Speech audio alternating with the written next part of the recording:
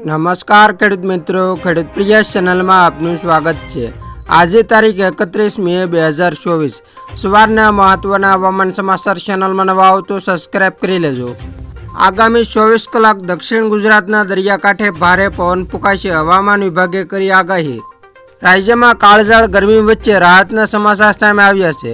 નોંધનીય છે કે કેટલાક વિસ્તારોમાં દરિયા કિનારે ભારે પવન ફૂંકાવાની આગાહી કરવામાં આવી છે।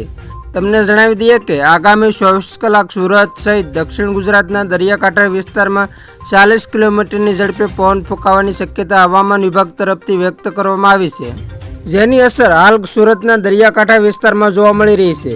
આગામી 5 દિવસ સુરત, નવસારી અને વલસાડમાં વાદળછાયું વાતાવરણ રહેવાની શક્યતા હવામાન વિભાગે વ્યક્ત કરી છે। જો કે ગરમીથી લોકોને રાહત જરૂર મળી છે, પરંતુ બફારાની સ્થિતિનો અનુભવ હજી પણ લોકો કરી રહ્યા છે। નોંધનીય છે કે છેલ્લા કેટલાક દિવસોથી ગરમીની અનુભૂતિ કરી રહેલા શહેરજનોને હાલ ગરમીમાંથી રાહત તો મળી, પરંતુ બફારાની સ્થિતિનો સામનો હજી પણ લોકો કરી રહ્યા છે। આ વચ્ચે હવામાન વિભાગ તરફથી આગામી 24 કલાક સુરત, દક્ષિણ ગુજરાતના દરિયાઈ કાંઠા વિસ્તારમાં 40 કિમીની ઝડપે પવન ફૂંકાવાની આગાહી વ્યક્ત કરવામાં આવી છે। હવામાન વિભાગની જાણકારી મુજબ તીવ્ર દબાણના કારણે વાતાવરણમાં પલટો આવશે, જેથી દરિયાઈ કાંઠા વિસ્તારમાં 30 થી 35 અથવા તો 40 કિમીની ઝડપે પવન ફૂંકાઈ શકે છે।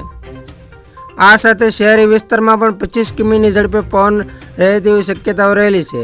સુરત સહિત દક્ષિણ ગુજરાતમાં આગામી 5 દિવસ સુધી વાદળછાયું વાતાવરણ રહેવાનું છે। દેશના મોટાભાગના રાજ્યોમાં હાલ કાળઝાળ ગરમી પડી રહી છે। જો કે હવામાન વિભાગે વહેલા ચોમાસાના સંકેત આપ્યા છે। હવામાન વિભાગની આગાહી મુજબ ગુજરાતમાં 15 જૂન આસપાસ ચોમાસું બેસશે। આજે કેરળમાં ઉત્તર પૂર્વીય ક્ષેત્રોમાં ચોમાસાની એન્ટ્રી થઈ ચૂકી છે।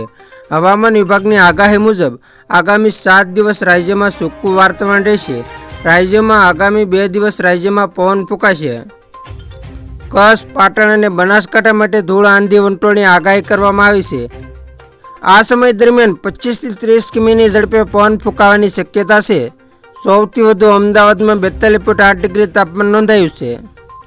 તો ખેડૂત મિત્રો, આ હતા સવારના મહત્વના હવામાન સમાચાર। ફરી વખત મળીશું નવી અપડેટ સાથે।